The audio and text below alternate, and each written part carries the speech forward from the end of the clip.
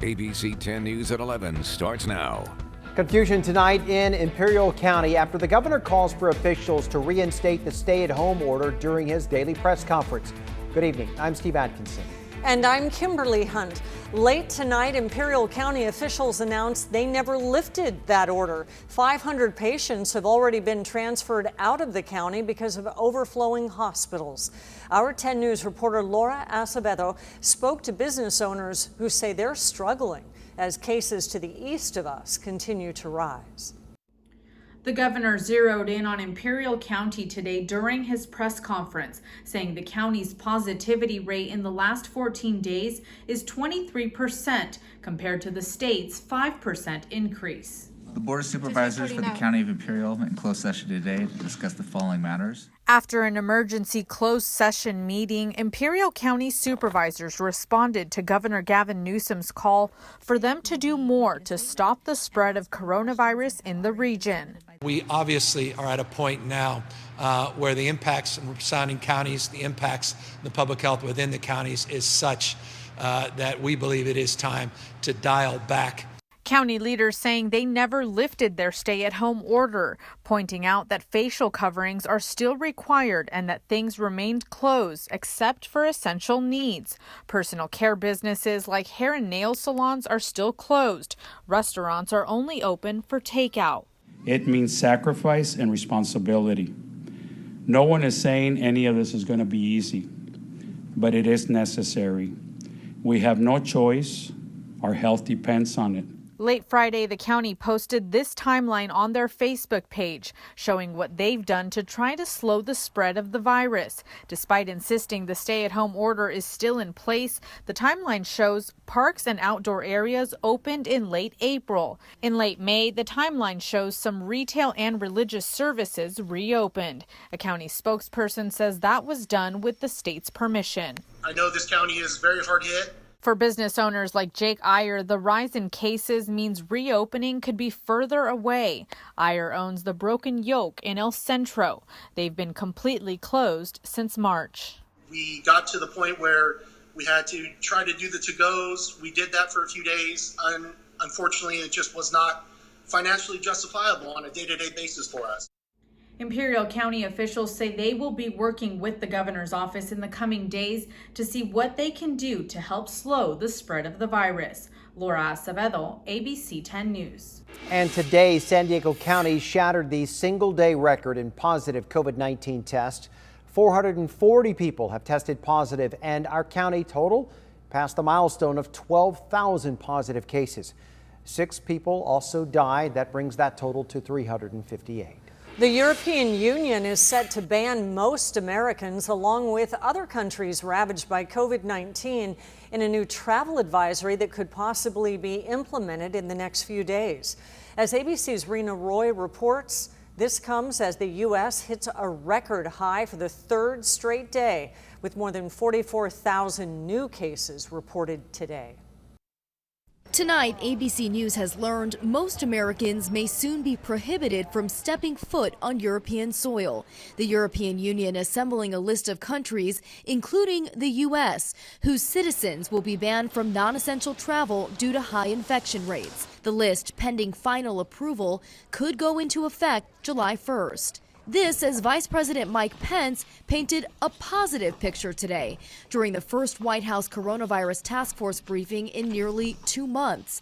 Nearly 75,000 Americans have been killed by COVID-19 since. All 50 states and territories across this country are opening up safely and responsibly. President Trump's top health advisor, Dr. Anthony Fauci, warning otherwise. We are facing a serious problem in certain areas. And the numbers show it. At least 29 states seeing a rise in cases. In Florida, nearly 9,000 new cases in the past 24 hours. Texas with almost 6,000 cases. Both states now forcing bars to shut down. Today, we find ourselves careening toward a catastrophic and unsustainable situation.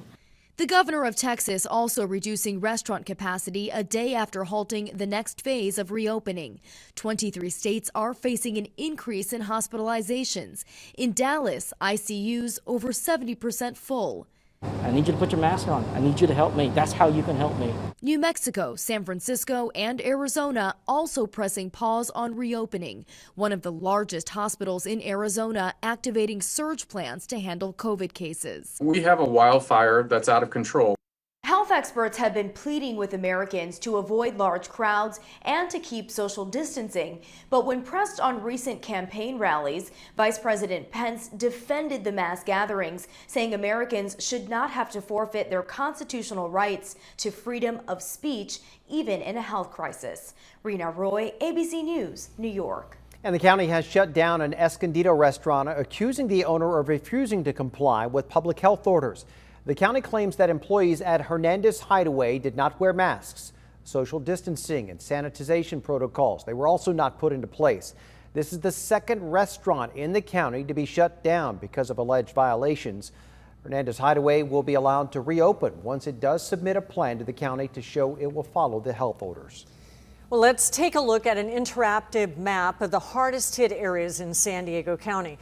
This map on our website allows you to view the number of cases by zip code. Right now, we're seeing the highest number in central and southern San Diego. We put a link to this map on our homepage, 10news.com. He was killed when an SUV carrying 8 teenagers rolled over in the North County, and tonight the 16-year-old is being remembered. ABC 10 News reporter Anthony Pura shows us the large crowds gathered at the beach to mourn the young man. Somber faces and heavy hearts as hundreds of people gathered at the beach near Carlsbad Boulevard and Juniper Avenue to remember 16-year-old Jack Monday.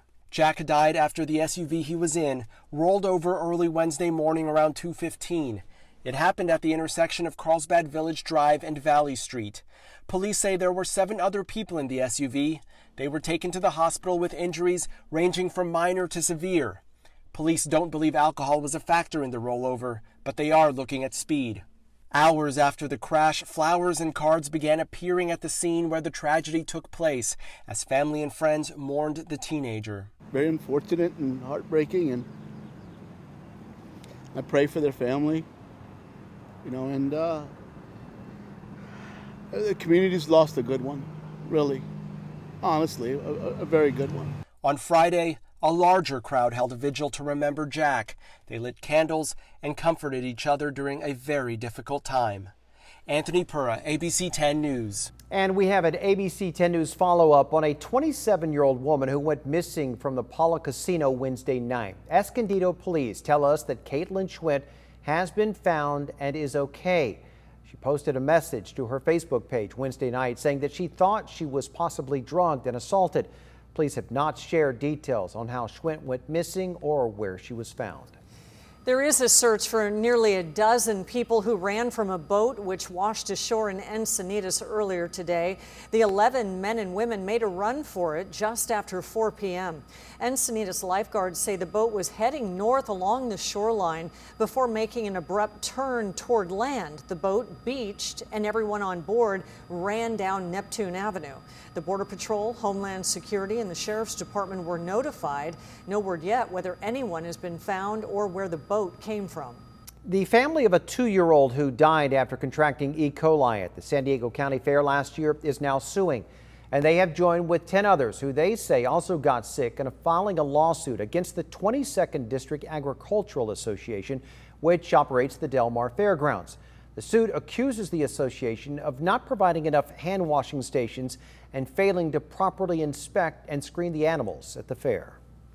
So people were getting sick all the way from June 8th to June 22nd at least. And that demonstrates a real failure by the fair to clean and properly protect the people they were inviting on, who they were selling tickets to, from this deadly disease.